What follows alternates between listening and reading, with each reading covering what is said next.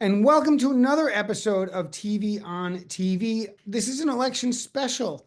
Today's guest, Michael A. Burstein, 21-year veteran of the trustees of the public library, looking to provide service for another 3 years. And as is the tradition in election season, we're going to have a chit chat. Michael, thanks for being on the show.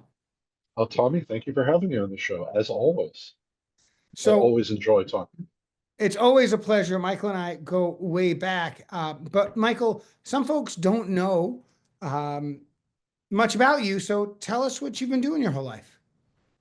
Okay, well, I'll give a short of as short a background of myself as I possibly can. I was born in raised in Forest Hills. Well, I wasn't born in Forest Hills, but I grew up in New York City. Born in Queens, raised in Forest Hills. Um, Went to Hunter College High School and then Harvard for my bachelor's and Boston University for my master's in physics. I got married in 1995 and I've been living in Brookline ever since. My wife and I have twin 15-year-old daughters, who are going to turn 16 this summer. And I work I've done a variety of things. I've been a teacher for many years, but for the past 20 years, I've actually been working in education publishing. I also write and edit science fiction. I've written a lot of science fiction stories, mostly Fortune analog over the years. Been nominated for and won one major award. And I actually, my latest book is actually a collection of other people's stories I put together called Jewish Futures. It came out in 2023, and I need to get the sequel put together soon. But also, as you noted, in Brookline, where again I've lived here, wow, for almost 30 years now. I've been a town meeting member since 2001. I've been a library trustee since 2004. And you mentioned, yes, this is my 21st year as a library trustee. 5 of those years, I actually served as chair of trustees. I served for 2 years. I think it was 2014 to 2016, and then I served for 3 years recently. Although I ended that 3 years as chair back in so. So, with all of this experience on the board, tell us about some accomplishments. Tell us about some of the things you've been involved in, some successes that have made our libraries an Oh, even better. wow. Yeah, no, I mean, well, there's been a lot over the years. I think the thing that I always look to the most was an attempt to expand library hours, library time. We had a lot of people who wanted more library hours during the summer on Sundays. And because before people may not remember this, but for the longest time, we would have libraries open on Sunday during the school year, but in the summer, Sunday, the libraries were all closed. And years ago, I was one of the instrumental trustees to push for Sunday hours at the Coolidge Library. I've also tried to help us get expanded hours at Putterham and even the Brookline Village branch. So that's like one of the big things, trying to really give people more library services. I think one of the second major accomplishment I would think of is the RFID system. And again, these are things that, I mean, again, I've been on board for 20 years. So to a lot of our patrons, this seems to be very standard. You know how you can check out your books by just going over to one of the machines, scanning your library card. You don't have to actually go to the desk and wait online. And that's partly that's the RFID chips that are now in the books. That was something that we really had to push for a few years back, and we managed to do so. Wow, I've also helped sort of supervise some renovations. I was on the committees that looked at when we wanted to renovate the Coolidge Library and then the Putterham Library and then the Coolidge Library again. In fact, Brooklyn Village branch, I think, is now overdue for renovation. It was renovated before I joined the board, I think around the year 2000, 2001. And it's interesting because it was a very big renovation. I know there are many patrons out there who still think, wasn't that just last year? And it was like, at this point, no, it's like over 20 years ago. So, yeah. Um, I think those are the big 3 things that I think about. And yeah. And so, uh, as a trustee for this many years, certainly a user for this many years, right? You go back long enough, if not in the Brookline Public Library, certainly as a youngster, right? The card catalog, when Oh, libraries, yes. places that had books and newspapers and magazines, right? And then, like right around when you got on the trustees, right? It was like libraries are starting to get internet or like CD-ROMs where the encyclopedias are on a 5 CD-ROMs or something like that, right? And libraries begin lending out more complex or more different kinds of media, and the users are now coming in, and maybe with a different sense. Give us a sense for maybe some recent changes in the library around the evolving needs and the evolving technologies, and maybe where you think the libraries are going to go before 2030. Oh, well, let me tell you something. Libraries, first of all, are there as always to serve the public and try to meet the public where their needs exist. And yes, over the years, there's been an incredible change in what libraries provide, particularly because of types of media technology. Yes, I do remember the card catalog. Over the years, we've offered, and we still do, by the way, some things, but like I don't think we have VHS tapes anymore. We don't lend those out. Um, we still have CDs and DVDs, but years ago we started doing electronic books, ebooks, and we now provide access to, movies and television shows and things like that through the internet. You can get those in the library. You mentioned magazines and newspapers. We actually still provide newspapers in print form. You go to the library, read one. We still have subscriptions to some magazines, but we also have the ability to provide access to a lot of electronic databases. So you can read so much now electronically, but the thing is that libraries' functions are still there. It's more than just providing um, the things like books, magazines, newspapers, movies, in whatever medium. Um, we also always have programs.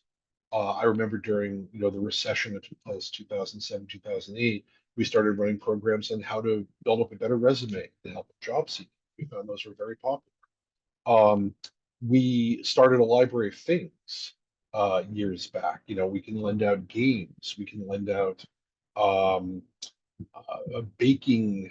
What do they call them? Baking molds. If you want to bake a cake in a particular shape for a kid's birthday, let's say, and you're going to buy the mold, use it once, and never use it again.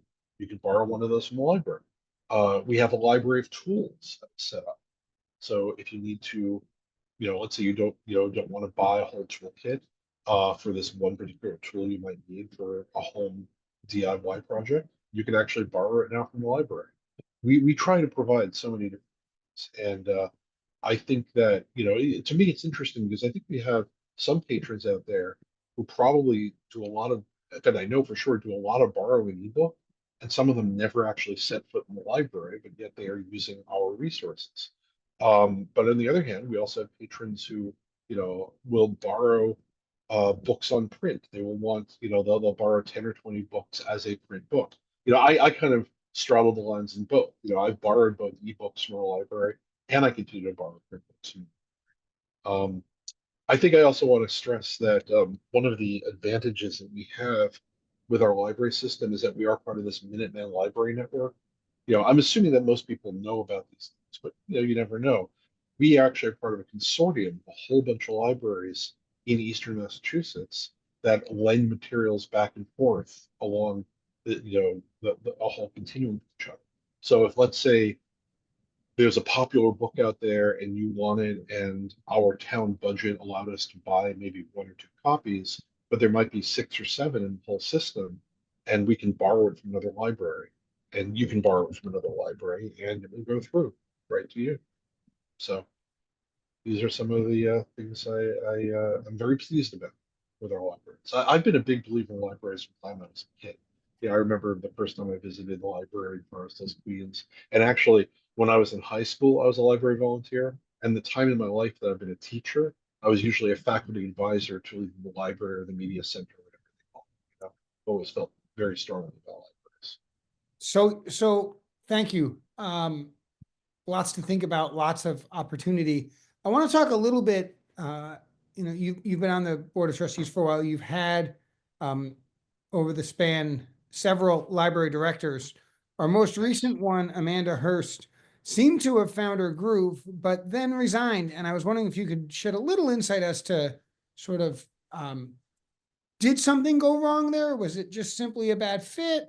Where do the libraries go forward? And then my next question, I'll ask you about hiring the next director, but for now I want to focus on our last one. Okay, well, I might answer both questions at the same time, depending on whether or not I'm getting this right. But let me begin by saying hiring a library director is actually one of the main responsibilities of a board of trustees.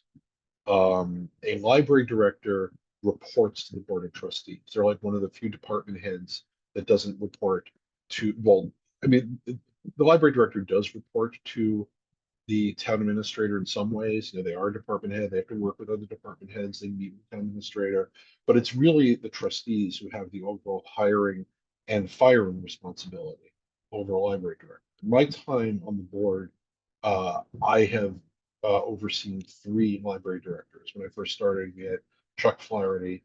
Chuck retired, and that was when we hired Sarah Slyman. Sarah decided to resign during one of her contracts. We actually had an interim at the time, a very nice woman, Dinah O'Brien, who served for just about 4 months. And that was when we went through the process of hiring Amanda.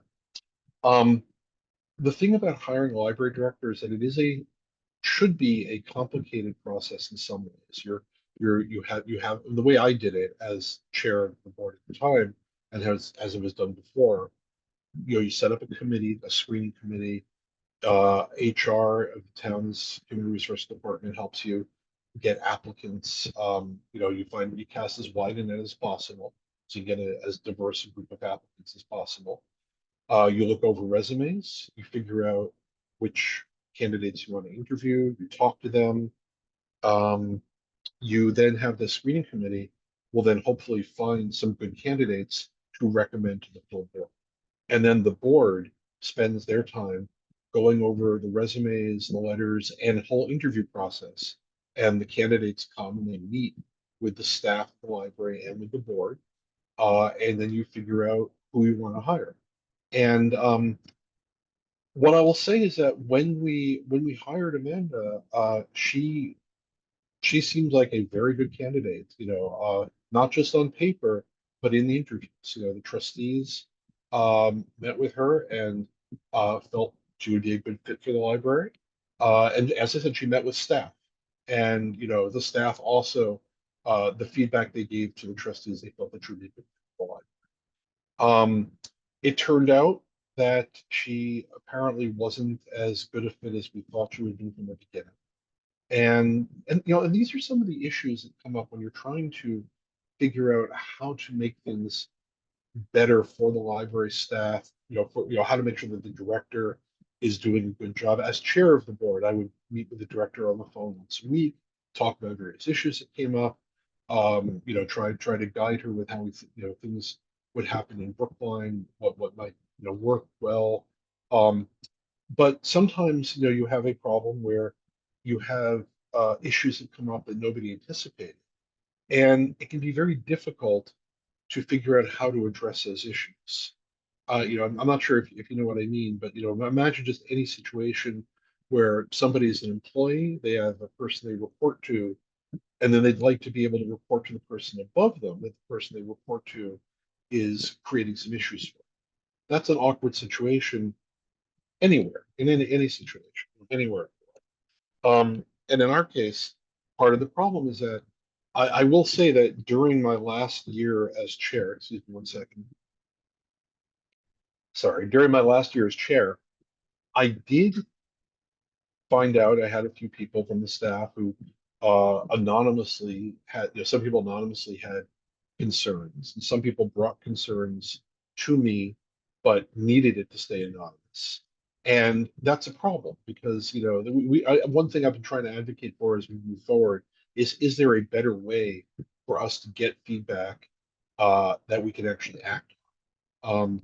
In the case of this particular situation, it wasn't until one particular staff member left the board and actually, as a union steward who was leaving, wrote a letter and was willing to put her name on it, that we were able to like take further action. But it's not like we didn't take any action. When I found that staff members were not happy and people were leaving, the vice chair of the board at the time brought it up as an agenda item, trying to approach it from sort of from a different angle. That we would talk to the director every month about staff retention. Why are people leaving? What is the problem here?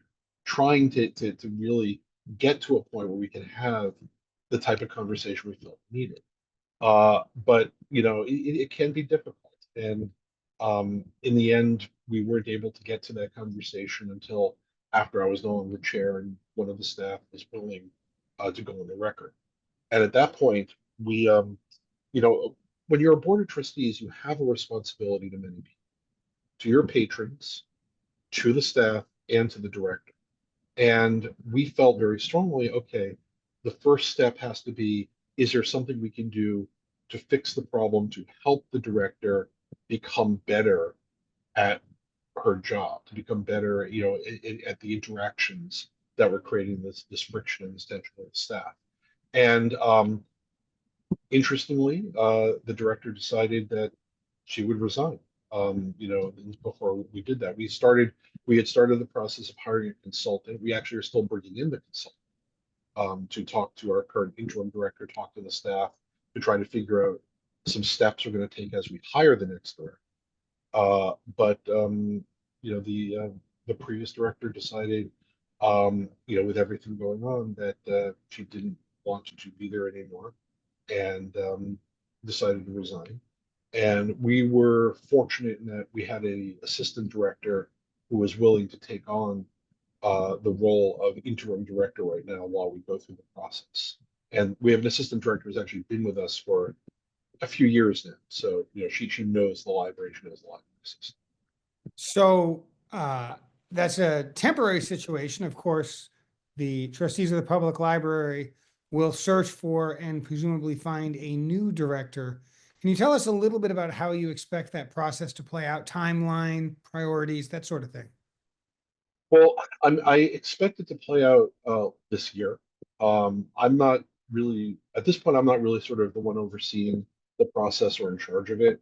Right now we have our current chair, who is the one who's overseeing things, and that our officers basically it's time for the town election because with every election we have a brand new board. And, I mean, even if people are reelected, and it's the same people, it's still a new board. So when May rolls around, it's when we have to elect officers again.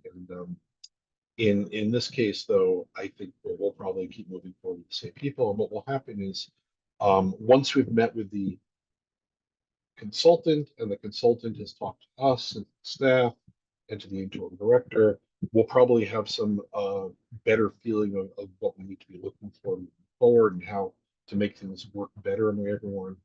And then I presume it'll be the same type of process. A screening committee will probably be formed. You usually put various different people on it, including, for example, usually get a director from another municipal library in the area, a comparable one, who helps you with screening candidates. And we will look at candidates again. Um, I mean, you try to make this be a short process if you can, because you don't want the uncertainty for anybody, especially not for the staff, of them not knowing who their boss is and what their boss does things like. Um, but at the same time, I think one of the things that we're currently taking advantage of is that, instead of hiring an interim director from, usually interim directors are often the retired previous library directors who go around. Our former director, Chuck Flaherty, started doing that after he retired. He helped other libraries from being interim director. Um, but because we have somebody who, is not looking for the next interim director gig, I presume she's looking to stay as the assistant director. Let's hire a new director. We have a little more time, a little more, chance to relax on that. And one reason I think that actually might be helpful and important is that we don't have to hire somebody from the next search process. I think that one thing that trustees would like to do all the time. I mean, you'd like to make sure you have a director in place. But if we go through a search process and we get some candidates, and after the interviews, the board feels that none of them are quite right, we'd like to keep looking. I think with our current situation, with our current interim director, we will have that ability. And I think that might be a valuable thing in this case. So quickly, to the extent you're able, I imagine this process has affected morale of the rank and file librarians. Clearly, there was some friction between they and uh, the library director, and now there's an interim. And so, how is that settled out, or has that settled out? I'm glad to say that everything I've been told points to it having settled out pretty well. Um, the morale of the staff was apparently rather low. But after the director resigned, I've talked to members of the staff, and they say that to a great extent they're um, they're feeling much better. They're feeling more relieved. I think there's still I think there's still a certain trust gap, as it were, between the staff and the trustees. I mean, again, you have to remember the trustees. We don't. I mean, we interact with the staff mostly on a basis of we're patrons of the library too. We sometimes interact with the staff, and if we're working with them on programming or in a committee or something like that. But we're not working. They're not the ones that we see on a monthly basis and talk to. That's always the director.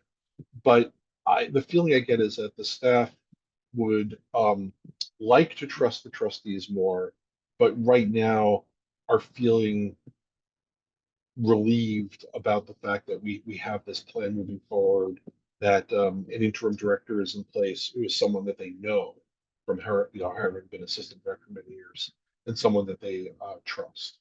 So I think morale is good at the moment. Last question. You're a town meeting member, so you vote the budget every year. You understand the tensions and the challenges associated with revenue, which is largely defined by state law and very predictable, and Exactly. costs, which seem to grow a little bit faster than revenue, even on a good day. And so, what are your thoughts on the current level of funding for the Brookline Public Libraries? Maybe some thoughts on what it should be and how to get there. Well, Tommy, those are some very good questions.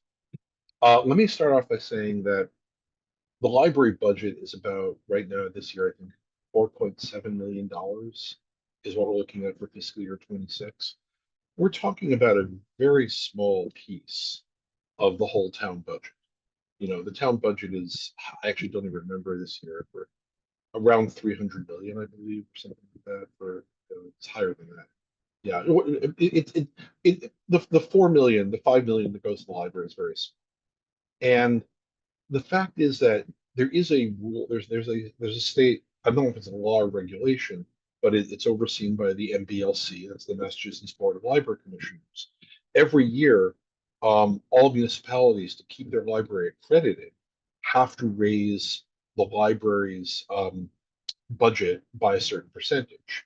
And you may think, well, we have to spend more money to stay accredited. What does that get us? Well, accreditation gets us state aid. We actually get money from the state as long as we raise the budget. So, like, raising the budget in the library ensures that we have the money from the state that to help us keep the library going. And it also helps us stay, on things like the minimum library. Now, that said, what I've discovered over the years is that I think that our library budget, I think we continue to be underfunded on a variety of levels. And part of the reason that I stress this is that the voters of Brookline, in all the years I've talked to them, they love our library, but they're always interested in longer hours, you know, better services, and they want to have a good staff. They want us to attract the best people possible. A lot of people in Brookline feel we're Brookline. We should have the best people possible working. But the problem I have seen over the years has been, well, twofold. One, I still think that we should be increasing our materials budget. I think it's always good to have more money for purchasing the things like the books and the access to electronic books that people want. But I also feel that on all levels, from the director all the way down, that we could be paying our staff more. And I think that we're not always comparable to the salaries that people can get in other library systems in the area. And one of the issues that people bring up is a question of, comparable systems. It's like somebody will say, well, obviously Boston is a very different system than we are. They're much larger. Um, but somebody will say, well, we're kind of like, they'll name another library, in the northern part of the state, say Brookline's library is like that one. So that's about what we should be paying. But I'm thinking, okay, the thing is, the people who can commute to Brookline to work at our library can also very easily commute to places like Newton or Cambridge or Waltham or Arlington. And what you really need to do is say to yourself, if there's a similar type of job, and it's not always necessarily just salary. It could also be different types of benefits that are provided. We had an issue a few years ago. I don't want to go into all the details, where we were having trouble holding on to assistant directors because the town, as a cost-cutting measure years back, had decided to cut back on how much vacation time people at that level would get. And I was chair at the time, and it took us years of fighting, and it didn't actually happen until the previous director had decided to resign, and the one before Amanda, and that was when I suddenly was able to get other people in the town government to say, hey, look, this has been an issue, and I've tried to get you guys to fix this for years. Can you please help? And then we finally fixed it. But I think this is what I really constantly try to stress to voters when I'm out there and I'm campaigning for library trustee, and I'm talking to voters, and they come to me and they say, I'd like the library to do X, Y, Z. The big issues that came up, before I told you about Sunday hours, but still, the big issues that come up for me that I find is that the people who use our library, they want longer hours, they want more staff members, more people they can, talk to who can help them out. And then they want certain, things. And what I always stress is, we need the help of the voters to the meeting. It would be really lovely in an ideal world to have, the budget that I think the library needs. Well, folks, we've heard a lot. We've heard a good bit from Michael Burstein, library trustee for 21 years, but more importantly, candidate for a library trustee. The election is Tuesday, May 6th. The polls are open 7 a.m. until 8 p.m. In the trustees for the public library race, there are 5 candidates for 4 positions, which means you, the voter, has an opportunity to really make some decisions here and help shape the direction of our public libraries. Michael A. Burstein, thanks for coming on the show. Folks, this is another episode of TV on TV right here on Brookline Interactive Group, and we'll see you next time.